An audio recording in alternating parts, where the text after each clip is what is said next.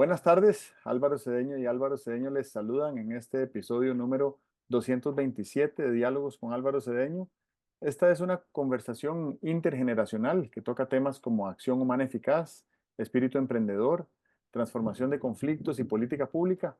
Hoy para conversar sobre el artículo publicado esta semana en la página web alvarocedeno.com titulado Aceleración de talentos STEM. Papá, ¿cómo has estado? Muy bien, muy bien. Bueno, me alegro mucho. Este artículo de hoy, yo siento que se presta para abordarlo desde múltiples aristas. En tu artículo lo abordas desde el punto de vista eh, eh, de la educación, Sí, y sobre todo de métodos alternativos que permitan acelerar el desarrollo del talento requerido correcto. para Ujú. atraer a Costa Rica a un número importante de empresas de manufactura de microprocesadores de cómputo, a partir de una ley que ha pasado en Estados Unidos y donde se percibe a Costa Rica como un destino idóneo por múltiples razones. Ujú. Em, Creo que lo que prefiero es cederte la palabra para que nos hagas una introducción y después compartirte cómo veo yo el asunto. Hoy ando muy simplificado. Así que el asunto trata de lo siguiente. Así como en algún momento de la historia la pólvora fue un gran respaldo de las posiciones políticas, yo siento que los microprocesadores son ahora un apoyo importante para las posiciones políticas. Me parece a mí que a los Estados Unidos de América les interesa seguir teniendo una determinada hegemonía, posiblemente como respaldo de la democracia liberal, de la dignidad humana, etcétera.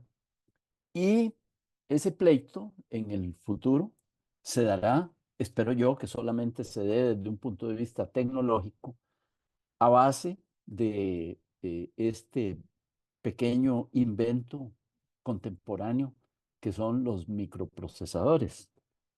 Eso, desde luego, obliga a los Estados Unidos a revisar su política industrial en este aspecto, porque los saltos más veloces que ha habido en el tiempo reciente proceden de China, ¿verdad? Y entonces China es antípoda ideológica. Luego, el pleito este no es solo económico, es ideológico y es político. Entonces, promulgan una ley con toda la disponibilidad de recursos económicos que tienen los Estados Unidos y lanzan algo así como eh, yo me la imagino como una alianza para el progreso, pero en vez de desarrollo social, de lo que se trata es de hacer desarrollo tecnológico. Y en vez de abrir la puerta para que entren todos los países amigos, abren la puerta a los países que tienen más probabilidad de entrar. Y uno de los países que tiene más probabilidad de entrar como beneficiario y como agente de este gran programa es Costa Rica. ¿Por qué? Porque hace no sé cuántos años, tú sabrás cuántos, José María Figueres tuvo la gran capacidad de darle curso a una sugerencia que se le hizo en el sentido de que convenía traerse a Costa Rica una empresa como Intel. Y tuvo éxito, disputándose la sede de Intel con un país como Canadá, ¿verdad? Bueno, eso nos puso a nosotros en la historia de este proyecto de los Estados Unidos. Entonces, ahí está el proyecto, ahí está la plata, ahí está el apoyo tecnológico de los Estados Unidos. Ellos han convertido en hub académico de este proyecto a la Universidad de Arizona y tenemos todo menos disponibilidad de talento, porque el talento que tenemos en aspectos STEM, ¿verdad? De ciencia, tecnología, ingeniería y matemáticas, está ocupado, es limitado, pues posiblemente por nuestra población tan limitada y tal. Y entonces lo que puede ocurrir es que si nos empezamos a cuadrar para ir produciendo talentos STEM para participar razonablemente en el programa, según la metodología que escojamos para producir ese talento STEM, vamos a perder el carro, ¿verdad? Imagínate que el tren va a salir a 10 minutos de distancia, está la estación de tren, y tú empiezas a caminar rápido. Si caminas rápido, cuando llegas a la estación de ferrocarril, ya el tren se fue. Entonces, lo que hay que hacer es dar saltos, saltos de rana. Me gusta a mí mucho esa terminología.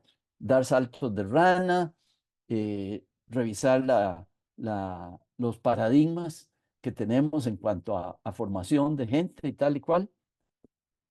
Te doy un ejemplo.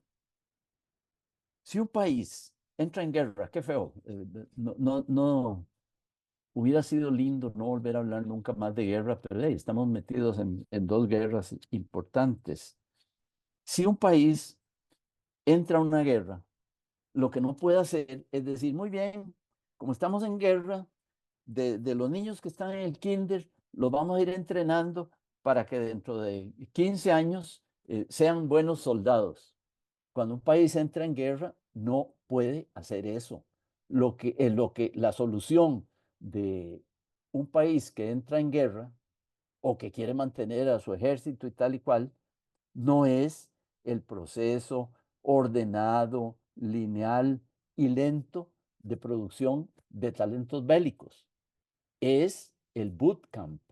Un bootcamp es una aceleradora de producción de soldados. Un muchacho de 17 años ingresa al ejército de los Estados Unidos y en 9 meses, creo que es, no me acuerdo, 6 meses y tal, lo han transformado. Lo han transformado para que sea parte de un ejército, para que sea una maquinita de destrucción, para que conozca y haya incorporado toda la cultura que se requiere para estar en un frente de batalla y tal y cual. Bueno, el bootcamp es un invento eficacísimo para una finalidad muy triste, muy ruinosa, a mí me parece, sí, no lo debieran ni usar como ejemplo, pero el bootcamp es un ejemplo de aceleración de producción de talentos, es un acelerador, es un catalizador de producción de talentos.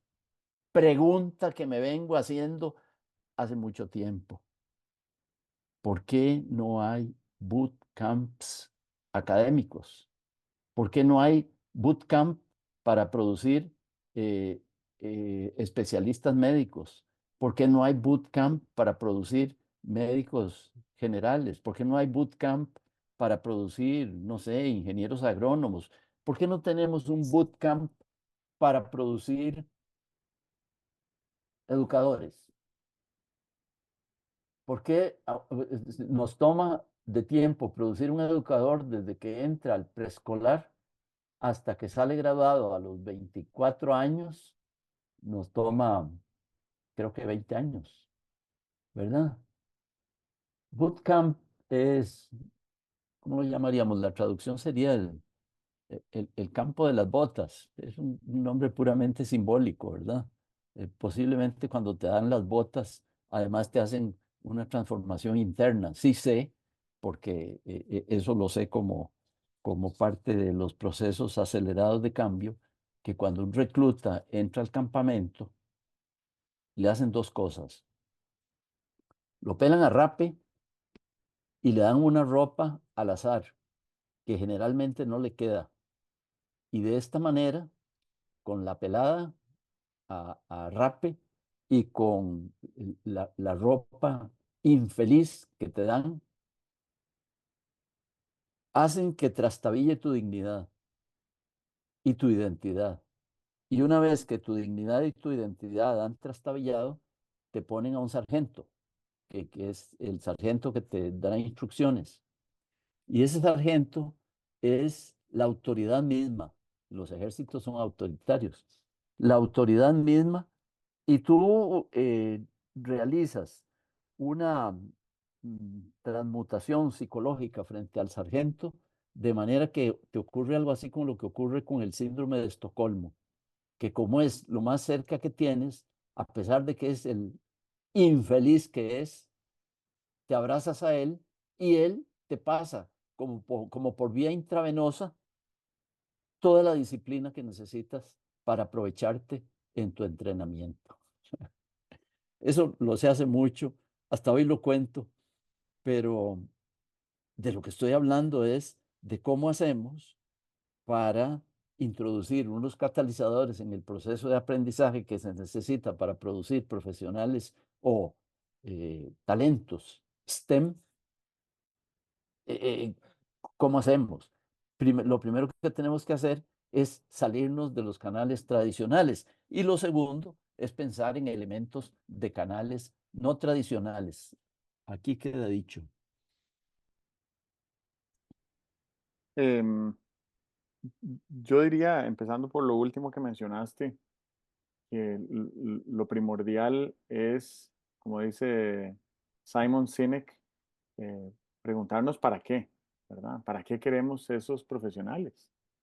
Y yo creo que la necesidad que demanda ser satisfecha ante esta oportunidad que tenemos de convertirnos en un polo de manufactura de microprocesadores global es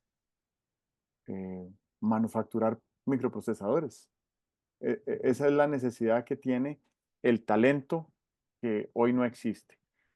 Y no existe no necesariamente porque no haya suficientes graduados en STEM, porque tal vez los hay en otros empleos suficientes como para que llegue un agujero negro laboral y se los succione a todos, o tal vez los hay en otros países de la región y se pueden crear condiciones migratorias laborales favorables Ujú, para ujú. importar talento STEM, que es lo Sí. que hace Australia y Canadá y el mismo Estados Unidos, que importa talento de manera agresivísima desde siempre, ¿verdad? Ujú, ujú, ¿Por qué nosotros no?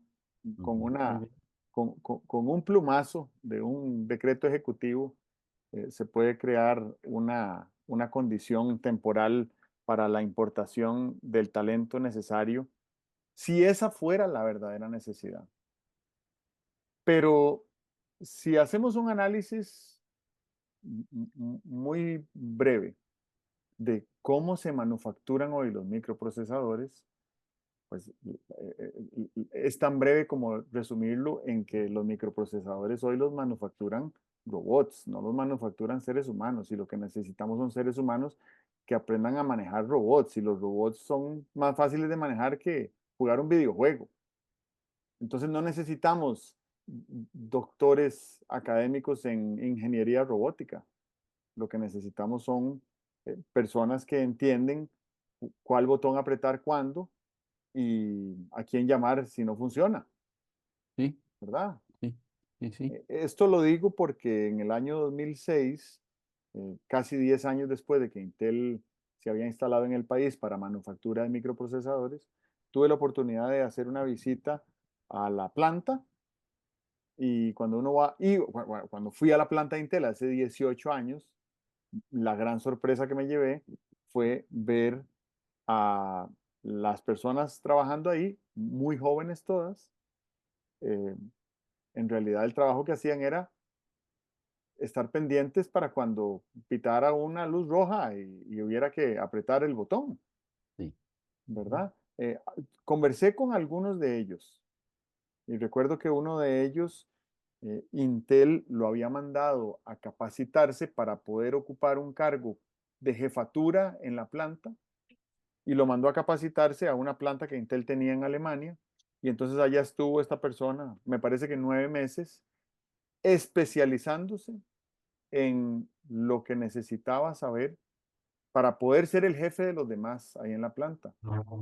Y del 2006 para acá, los robots se han sofisticado muchísimo más. Eh, los microprocesadores mismos son hoy, vamos a ver, me parece que miles de veces más rápidos, más potentes y más eficientes en términos energéticos de lo que eran hace 18 años. Y son productos nanotecnológicos. Entonces, no se necesitan muchos nanotecnólogos para trabajar en una planta. Creo que no se necesita ningún nanotecnólogo porque las plantas no se van a, las máquinas, los robots no se van a manufacturar aquí, los van a traer desarmados. Ujú, Aquí los arma un experto que claro. viene un mes, enseña cómo se usan y el experto se va. Ujú, Entonces, por eso creo que es importante saber cuál es la necesidad.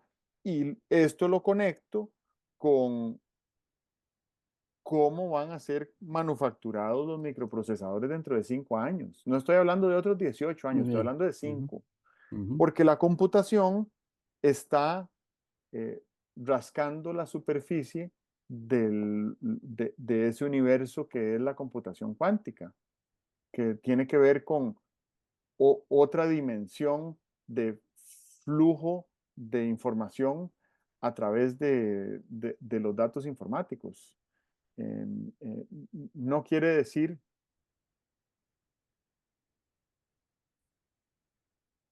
que vamos a tener todos una computadora cuántica en el escritorio, pero si combinamos la computación cuántica con la computación en la nube, lo que quiere decir es que con unas computadoras muy simples que vayamos a tener dentro de 5 años, conectadas a la nube, vamos a tener acceso a computación cuántica, a pesar de que nuestro dispositivo va a ser relativamente sencillo. Entonces esto a lo que me lleva es a conectar diferentes piezas de un ecosistema de valor que nos lleva también a la inteligencia artificial, también al aprendizaje de las máquinas y la robótica, también a la computación en la nube. Em, pero ahora sí quiero irme a lo que referías en tu artículo y citabas al doctor Ricardo Monge, que sabe muchísimo sobre este tema y sobre a dónde está el verdadero valor en la economía, que es en el talento, y por eso es que es importante tener eh, personal altamente capacitado, porque no es posible registrar nuevas patentes de invención si esos procesos no son conducidos de manera rigurosa por personas con la certificación académica para hacerlo. claro.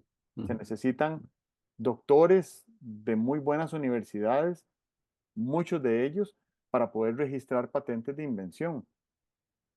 Si no hacemos eso, vamos a seguir siendo lo que somos hasta hoy, que es un país de maquila glorificada. Porque la diferencia que hay entre una maquila textil de calcetines y de sudaderas o una maquila de microprocesadores es simplemente la sofisticación del producto. Pero ¿a dónde se queda la mayor parte del valor económico que se maquila? Es siempre afuera del país. ¿Por qué? Porque las patentes de invención están afuera del país. Y sin embargo, empresas como Intel, para citar un único ejemplo, eh, vinieron a Costa Rica, se dieron cuenta de que aquí había riquísimo talento, reclutaron, me parece que a 70 de sus mejores funcionarios, se los llevaron 2 años a capacitarlos fuera del país, los trajeron de vuelta e Intel se convirtió en Costa Rica en un centro de innovación por la riqueza del talento que hay en el país. Y después Intel decidió llevarse la planta de manufactura y se la llevó porque le resultaba mejor negocio estar en la misma zona horaria de todos los países del este de Asia Dalian en China, Vietnam, Filipinas. Y después se volvió a traer la planta para Costa Rica. ¿Por qué? Porque por alguna razón el producto no era la misma calidad. Además, aquí había talento innovador.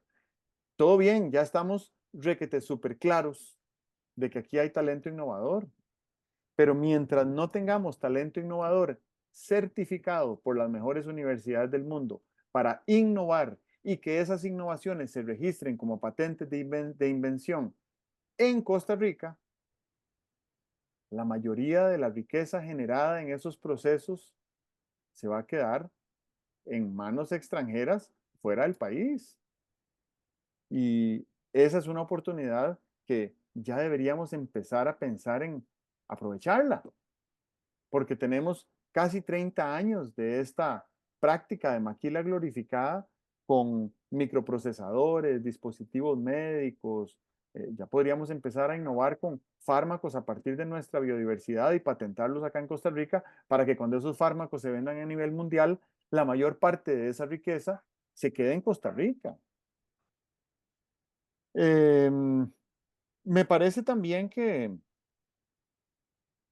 este país tiene una suerte bandida, ¿verdad? Hace 2 años se le cierra el financiamiento público a CINDE, que hizo un trabajo monumental durante 40 años, creando una lista de empresas que se han instalado en el país. Estamos hablando de más de 300 empresas que se han instalado en el país en estos años, más una larga lista futura de empresas que están en el proceso todavía hoy de tomar la decisión de instalarse en el país gracias al trabajo de CINDE. Entonces le cerramos la llave a CINDE, ya CINDE no puede operar como operaba antes, con esa eficacia tan reconocida.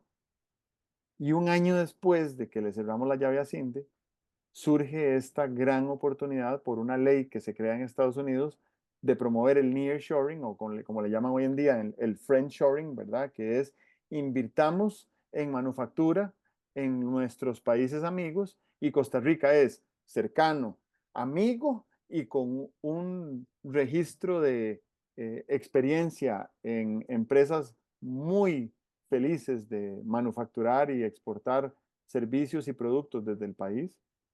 Así que somos uno de los mejores candidatos para lograrlo. No somos el único, y eso creo que es importante que lo sepamos siempre, pero sí tenemos una suerte loca, ¿verdad?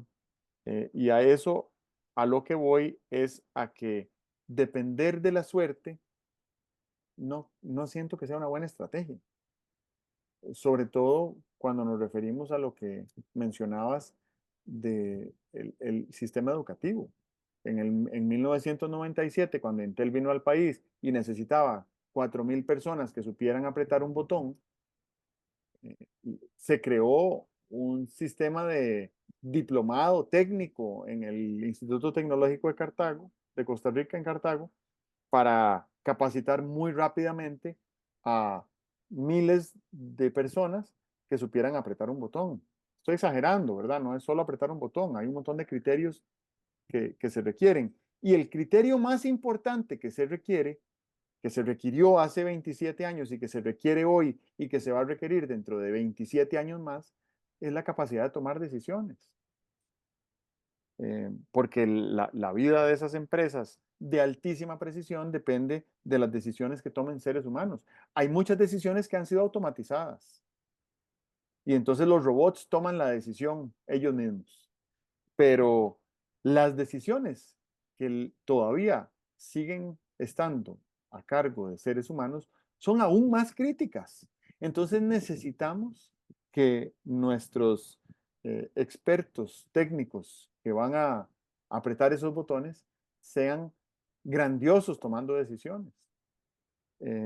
Y ahí es donde siento que se puede desarrollar un repertorio de competencias esenciales, son esenciales, y ahora se les llama, ¿verdad?, destrezas esenciales para la toma de decisiones, que es más valiosa esa destreza hoy de lo que fue nunca, porque hoy en día casi todas las demás decisiones las toman las máquinas, el software y el hardware y los robots y la inteligencia artificial. Entonces necesitamos, sobre todo, capacitar a nuestros estudiantes de colegio en la toma de decisiones para que cuando se gradúen de sus 2 años de técnico en la universidad para poder entrar a trabajar a esas empresas dentro de 5 años, sean expertos en toma de decisiones. Y yo sé que tú entiendes perfectamente bien lo que estoy diciendo, pero también me estoy saliendo del libreto de lo que queremos conversar hoy. Entonces, por favor, retomemos la idea de cómo desarrollar talento para esta industria. Bueno, voy a poner la cosa patas arriba.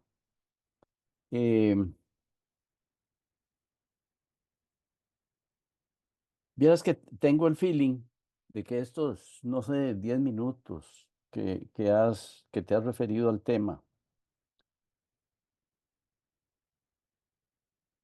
serían de altísimo valor en cualquier programa de maestría en gestión de empresas, porque contiene un orden, contiene un, un cambio de rumbo que es muy importante practicarlo en las maestrías en administración de empresas. Las cosas no son lo que parecen, sino que repensarlas, tratar de reconfigurarlas y tal, es lo que les da valor en las empresas. Me parece que las empresas que viven haciendo lo obvio, que viven haciendo aquello a lo que la inercia las lleva, aquello a lo que el confort las lleva, me parece que van por mal camino, o por lo menos no están optimizando sus posibilidades. En una empresa, las cuestiones que debería haber un gran talento para ver lo que está más allá de lo obvio, lo que es diferente a lo rutinario, etcétera. Y me parece que has hecho en estos 10, 15 minutos un ejercicio que es muy valioso. Bueno, empezaste preguntando, sí, ahí tenemos esa oportunidad. Hay que revisar la forma como se producen talentos STEM. ¿Para qué? ¿Verdad? ¿Para qué? Cuando preguntas para qué, mencionas que hay otros caminos. Desde luego, la migración es un camino. Es parte de la respuesta del para qué el entrar a ver en esencia qué es lo que imaginamos que harán esos talentos STEM en estas empresas del programa CHIPS, ¿verdad? Manejarán robots sin la menor duda, ¿verdad? Estarán provistos de inteligencia artificial sin la menor duda. Y entonces eso me lleva a ver nuestra propia historia, el desarrollo la historia relativamente contemporánea de nuestro hacer académico. Ve, cuando yo era chiquillo, hace muchos años, los farmacéuticos hacían preparados. Los médicos daban una prescripción donde decía, ponga tanto de no sé qué, tanto de no sé cuánto, en tales proporciones y tal, muélalos, prepárelo y tal. Y entonces uno iba donde el farmacéutico con una receta que no era una lista del súper. Hoy en día lo que recibimos es una lista del súper. Dice, vaya, cómprese tal fármaco, tal otro y tal otro, y todos se encuentran ahí en la vitrina de la farmacia. Pero en aquel tiempo los farmacéuticos tenían que confeccionar el papelito. Los ingenieros civiles supervisaban la producción eh, del concreto de una chorrea, ¿verdad? Hoy en día, tú llamas a la empresa que produce concreto, le das las especificaciones, supongo que tendrás una forma de muestrear el concreto que te llevan para ver que lo que estás usando en esa chorrea, en ese puente, en ese piso y tal, es lo que pediste, pero no se mezcla concreto en una construcción importante, ¿verdad? Ha cambiado los requerimientos académicos del ingeniero civil, posiblemente del ingeniero agrónomo, posiblemente bueno, sin duda del farmacéutico y tal y cual. Y lo que tú estás planteando es, empecemos por decir qué es lo que queremos, qué es lo que queremos. Lo que queremos no es una persona que sea capaz de ir socando tuercas, apretando tornillos, empujando el proceso para que se produzcan unas determinadas cosas, sino que lo que tiene que hacer es supervisar un proceso inteligente, asistido por inteligencia artificial, que está produciendo determinadas cosas y al que hay que ir viendo simplemente que esté funcionando bien. Bueno, simplemente, hay que saber, nadie va a poner eh, a una persona que no conozca de matemáticas o que no conozca de sistemas electrónicos, nadie va a poner a esa persona a supervisar el asunto, aunque tal vez lo podría supervisar.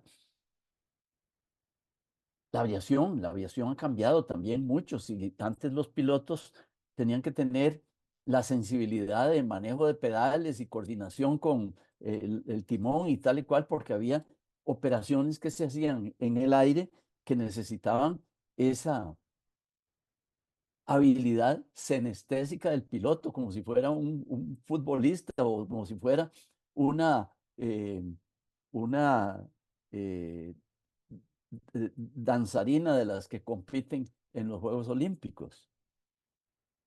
Entonces, esa pregunta que haces, ¿para qué los queremos? Y entonces, ¿qué es lo que queremos? A mí me parece que es muy importante. Y es muy importante también que aludas a un cambio interesante. En el viejo paradigma, una fábrica era un conjunto de líneas de producción. Tú la llamas muy bien, ahora lo llamas un ecosistema de valor. Una fábrica es hoy en día un ecosistema de valor. Y las fábricas de este programa CHIPS serán posiblemente ecosistemas muy refinados de producir valor. Pero no nos engañemos, haces bien en sonar la campana. No es una fábrica con un montón de líneas de producción donde un muchacho desarrollado como STEM va a llegar a contribuir de la manera tradicional. Viene a contribuir de una manera novedosa en un ecosistema de valor novedoso con unos propósitos posiblemente novedosos. Agregas además, haces el problema más grande y eso es valiosísimo en los procesos de resolución de problemas. Y es que dices, bueno, no se trata de que podamos marcar el paso dentro de una maquila glorificada, sino que se trata de estar en capacidad de generar patentes que beneficien al país, ¿verdad? Y entonces ahí estás aumentando el problema. No necesitamos unos chicos y chicas STEM, sino que también, porque tal vez no son los mismos, necesitamos continuar el desarrollo de unos talentos superiores que nos permitan hacer esas certificaciones requeridas para que el país se quede con una determinada patente, ¿verdad? Me parece entonces que todo lo que has dicho eh, es utilísimo para personas que están pensando en este problema, en el tema de la generación de talentos, en el tema de la educación y sobre todo para personas que estén pensando no solamente en esta oportunidad, eh, chips, sino en otras oportunidades de igual magnitud, de igual naturaleza, que en esencia van a ser diferentes a las que estamos acostumbrados a ver en el pasado, pero para los cuales tenemos que estar listos porque serán las oportunidades del futuro. Las oportunidades del futuro no serán eh, eh, un nuevo cultivo de banano, ¿verdad? Las oportunidades del futuro no serán las maquilas glorificadas. Las oportunidades del futuro, primero, no sabemos cómo serán, pero tenemos que prepararnos para ese no saber cómo serán. Y ese es un gran desafío, porque ese nos pone enfrente de la inercia, de la cultura, de la forma de ser, de nuestro aparato de producir talento, que es un aparato diseñado para responder a las necesidades del pasado, pero que podría estar totalmente divorciado de las necesidades que enfrentaremos en el futuro. Nosotros tenemos la dicha, eh, no es tanta dicha, pero tenemos la posibilidad de devolvernos 4 años y medio en el tiempo a escuchar de qué hablábamos cuando empezamos a grabar estas conversaciones. Ujú. Y la realidad ha cambiado tanto. Tenemos documentado cuánto ha cambiado la realidad en menos de 5 años. Sí. Y hace 4 años, cuando empezó la década, eh, recuerdo muy bien que dentro de las 10 destrezas más importantes para cualquier eh, persona, líder, emprendedora, eh, para el futuro, era la capacidad de adaptación. Y me parece que muy bien mapeada. No sé si eso habrá cambiado, pero me parece que muy bien mapeada esa destreza o esa necesidad o esa oportunidad de ser adaptable, porque como lo hemos visto en materia tecnológica y en muchos otros aspectos del quehacer humano que avanza de manera acelerada, la velocidad a la que está cambiando el mundo hoy es la velocidad más lenta en la que cambiará de aquí en adelante. Sí, correcto. Entonces, la única manera de salvarnos es ser capaces de adaptarnos a ese entorno cambiante. Imaginemos qué pasaría si un deporte como el surfing tuviera cambios repentinos en la ola cuando ya está la persona surfeándola. Sería imposible de Ujú. adaptarse, ¿verdad? Por una serie de restricciones que tiene la tabla y la quilla y el agua y la dinámica de la ola y la física y el viento y todo ese cuento. Por eso es que cuando el mar está muy picado y las olas no son estables, se suspende la competencia y no se puede surfear, porque tiene que haber estabilidad. Pero nosotros estamos en un entorno, que lo hemos dicho muchas veces, volátil, incierto, complejo y ambiguo. Y estaba teniendo una conversación esta mañana con una profesora universitaria en una universidad en Estados Unidos que la gran conclusión de su último semestre de clases con estudiantes que están estudiando temas de geopolítica compleja, la gran conclusión es que los jóvenes querrían tener un mundo más predecible y menos caótico del que estamos viviendo hoy, ¿verdad? Y uno dice, nosotros pasamos 25 años más de 25 años, 26 años, desde el fin de la era soviética hasta la elección de Donald Trump en el Ujú. 2016, Sí. pasamos 25 años muy estables y muy predecibles. Claro, por ahí el 11 de septiembre y cosas inesperadas que suceden, crisis, pandemias y todo, pero muy predecible todo. Nuestras vidas, no sé si la tuya, pero la mía, ha sido muy predecible. Uno ha podido invertir en el futuro, uno ha podido pedir un préstamo, uno ha podido, ¿verdad?, hacer unas cosas porque tiene casi absoluta certeza de que se van a cumplir ciertos términos, pero hoy en día ya no tenemos esa certeza de que se vayan a cumplir esos términos. Entonces, ¿qué hacemos?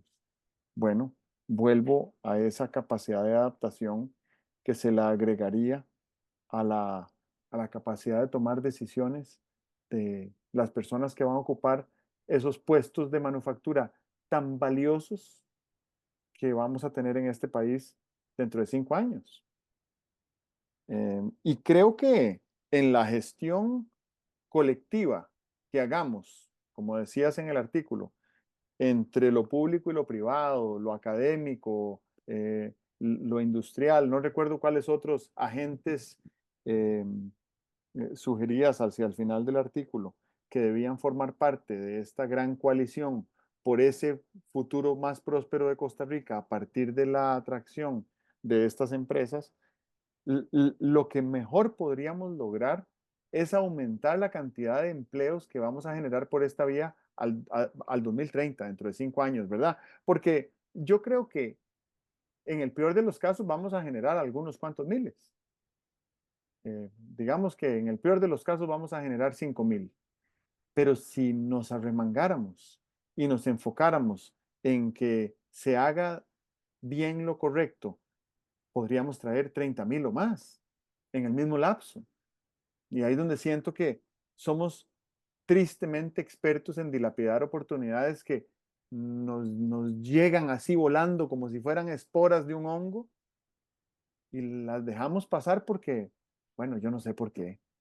Yo no sé por qué. Y ahorita estoy por encachimbarme, pero no voy a ceder, porque sí creo que tenemos que ser capaces de adaptarnos y de tomar decisiones para que no se nos pasen esas oportunidades. Eso es, Ujú, ujú. ¿verdad? Y lo otro que iba a decir, lo dije al principio en mi primera intervención, es que no somos el único país que está en esa lista. No. No estoy seguro ni siquiera que seamos Ujú, el mejor destino ujú, para algunas de ujú, esas ujú. empresas, pero sí creo que hay países que llevan décadas preparándose para robarle el próximo mandado en atracción de inversiones a Costa Rica. Y tuve la oportunidad de estar recientemente de visita en Sao Paulo, Brasil, y Brasil se está preparando, Sao Paulo se está preparando desde hace 30 años para ser el próximo polo de atracción de inversiones en América Latina y están muy bien encaminados. Entonces, no creamos ni por un instante que, que esto ya es un pie dentro del zapato, como se dice en inglés, ¿verdad? Esto no está asegurado. Y es que aunque estuviera asegurado por la toma de una decisión, no está asegurado por la volatilidad de las circunstancias cambiantes. Necesitamos hoy más que nunca robustez institucional, un Estado de Derecho vigoroso, una gobernanza que sea sana, buena, transparente. em, y necesitamos un mercado dinámico, necesitamos que el mayor talento joven que tenemos en este país se capacite lo antes posible en lo que sea, aunque no sea en STEM, que se capacite en lo que sea, pero que se enriquezca. Y esta es una decisión íntima de cada ser humano, de decir, yo quiero aprender eso y quiero aprenderlo simplemente porque me resulta curioso, ¿verdad? Porque me resulta interesante. Tú me dijiste hace 30 años, no más, 35 años, que uno a la universidad no va a buscarse un empleo, uno a la universidad va a desarrollarse eh, intelectualmente, emocionalmente y espiritualmente para convertirse en otro del que era cuando entró. Y yo agregaría que además uno va a la universidad a aprender a resolver cierto tipo de problemas con cierto tipo de métodos. Entonces, en esa combinación de realidades, también tenemos que decir, y creo que con esto termino, que hoy en día las grandes empresas tecnológicas Intel, perdón, no Intel, Google y compañía, Apple y demás, que son empresas donde es dificilísimo conseguir un empleo, ya no les interesa el grado académico que tengan las personas que van a Sí. laborar en sus Ujú, equipos. ujú, ujú. Lo que les interesa son las destrezas comprobadas que han adquirido. ¿A dónde? Bueno, en la misma escuela que tiene Google ahí en Internet. Y uno se mete, ahí hay docenas de cursos que puede tomar cualquier persona, creo que mayor de 14 años, y con dedicarle unas cuantas horas eh, eh, eh, a conciencia, se aprueban esos programas que contienen las destrezas técnicas y analíticas que esa empresa considera que su industria va a necesitar en el futuro inmediato, en esos 5 años que vienen. Y ni siquiera hay que aplicar un empleo. Si uno ya tiene esas certificaciones aprobadas, Google le toca la puerta y le dice, le interesa trabajar con nosotros. A menores de edad le está ofreciendo empleo, a personas sin título académico, a personas que no viven ni siquiera en el lugar donde tienen la oficina. Entonces el mundo ya es otro por completo y tenemos que adaptarnos a ese mundo. Así que cuando hacemos un análisis de la realidad del país y de las oportunidades que tenemos que abrazar, sobre todo desde el punto de vista del liderazgo político, necesitamos exigirle a nuestros líderes públicos que piensen de una manera más creativa de lo que pensaron cuando cayeron sentados en esas sillas, ¿verdad? Eso es, logré no encanfinarme. Muy muy bien. A mí esto me lleva a resonar de la siguiente manera. Bueno, ahí estás diciendo que, ojo, a lo mejor que no nos dejemos deslumbrar por las eh, dimensiones tecnológicas del reto, porque a lo mejor las personas que van a participar con éxito en este programa CHIPS o en los N programas CHIPS que posiblemente traiga el futuro, para ellos no será tan crítico el conocimiento técnico, que posiblemente lo tendrá el robot, lo tendrá el sistema robotizado de producción, lo tiene la inteligencia artificial, sino que posiblemente los talentos críticos tienen que ver más bien con destrezas, con cómo lidiar con un tipo de decisiones que no son voy al cine o no voy al cine, como pasta o como carne, sino que son decisiones mucho más complejas, con más variables. Eh, hoy en día se habla bastante en el ramo de la resolución de los problemas complejos, Álvaro. Eh, Reparar un automóvil es un problema, pero es un problema muy simple. Reparar la Caja Costarricense de Seguro Social es un problema muy complejo. Si tú pretendes con mm, conceptos y procedimientos de la reparación de automóviles, reparar la Caja de Seguro Social, vas a fracasar, ¿verdad? Y no estoy haciendo broma.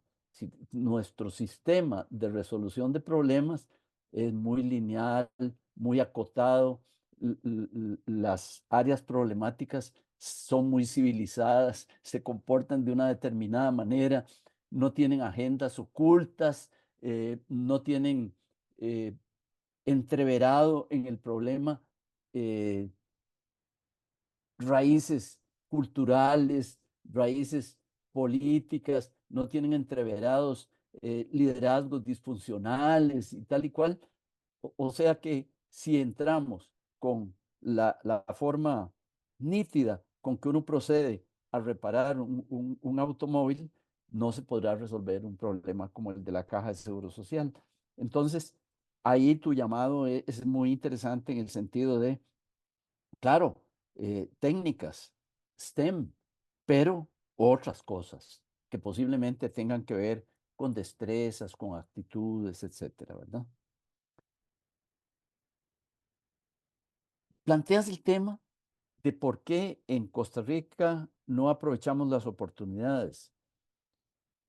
Yo a veces pienso que está en la naturaleza de los países el vivir de cara al pasado, porque su vida es una gran historia. Su vida es un conjunto de modificaciones que se han venido haciendo, siempre con la dificultad que tienen las modificaciones y los cambios.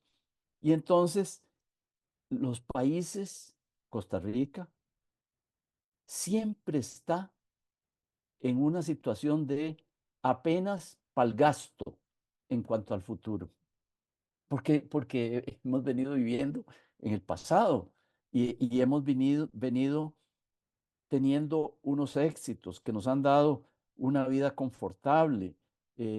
Especialmente ahí yo pienso que hay países que son más hedonistas que otros, ¿verdad? Hay países que son más hedonistas que otros. Tú has vivido en Noruega y has limpiado senderos de la casa en Noruega. Esa experiencia no la tenemos en Costa Rica. Yo he paleado nieve, pero eh, esa experiencia no está difundida en el país. O sea, que tenemos una tendencia, bueno, el trópico, pero si el trópico es hedonista y pro-hedonista, ¿quién no va a ser hedonista aquí, en el trópico? ¿Verdad? Ok, entonces, por eso posiblemente tenemos una cierta tendencia a acomodarnos a lo confortable, que es muy confortable, ¿verdad? Entonces, ahí yo creo que tenemos que revisar mucho nuestra forma natural de vivir en un entorno que no era VICA y que hoy sí es VICA. El aprovechamiento de las oportunidades implica como una cierta tensión, como una cierta eh, actitud, como una cierta alerta, que creo que no la tenemos, ¿verdad? Yo realmente, si tuviera que preguntarme, ¿cuánta gente alerta me encuentro todos los días en la academia, en el gobierno, en las empresas? Muy pocos, ¿verdad?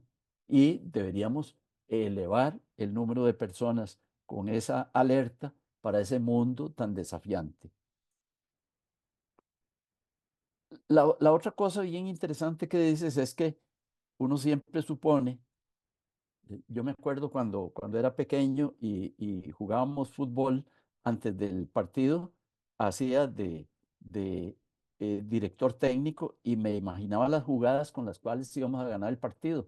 Pero ahora me pongo a pensar que siempre suponía que el enemigo era estático, no iba a hacer nada, no iba a reaccionar y tal. Entonces, siempre ganábamos los partidos por más de 3-0 en el planeamiento. En la realidad no era así, porque los otros también están haciendo, ¿verdad? Los otros se están desarrollando, se están moviendo y el mundo ahora es un pañuelo y ya uno no tiene que pensar en los competidores del Caribe, tiene que pensar en los competidores europeos, ¿verdad? Y en los competidores asiáticos, porque es con ellos que tenemos que enfrentarnos, ¿verdad?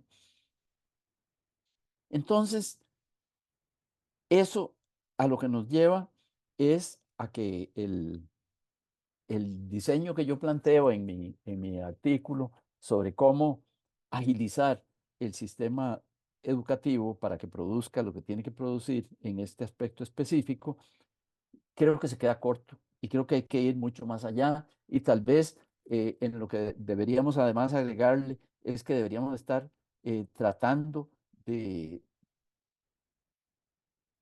inventar una metodología para promover un cambio de actitudes, ¿verdad? Para promover una renovación de actitudes, lo que implica una renovación de valores, y desde luego una renovación de la forma como me enfrento a la vida y tal y cual. Eh, Eso posiblemente habría que incluirlo en un buen programa como este que señalamos que nos está haciendo falta. Y eh, el gran desafío es el siguiente: no prepararnos para una oportunidad, sino prepararnos para un mundo futuro. Y ahí, desde luego, que entonces no solamente tenemos que pensar en los productos que queremos obtener de un determinado cambio en la formación académica, sino que tenemos que pensar en los productos no planeados que necesitamos obtener, no para el aprovechamiento de una oportunidad puntual, sino para la idoneidad que necesitamos en el mundo del futuro. O sea, que el reto no es cómo producir talentos STEM, el reto es cómo producir unos seres humanos con talentos STEM, pero además con otra serie de dimensiones y virtudes para que estén capacitados para lidiar con el mundo futuro. Mi ejemplo socorrido y muy usado es el de los teléfonos inteligentes. Los teléfonos inteligentes nos educaron sin que hubiera ningún proceso formal de educación. Nunca nadie se tuvo que matricular en un curso para manejar un teléfono inteligente, ¿verdad? Apareció el teléfono inteligente con sus múltiples posibilidades y ahí fuimos aprendiendo, unos más que otros, a golpes y asaltos. Bueno, esa posibilidad del aprendizaje espontáneo, no formalizado, en cualquier orden, que empieza en cualquier punta y va hacia el otro extremo, esas son características del ejercicio de renovación educativa del que hemos venido hablando en este programa. Muy bien, te agradezco mucho, estuvo muy interesante Qué hoy. bueno, sí, me parece que estuvo muy bueno. Ok, Ujú, sí, buenísimo, nos vemos la próxima sí. semana.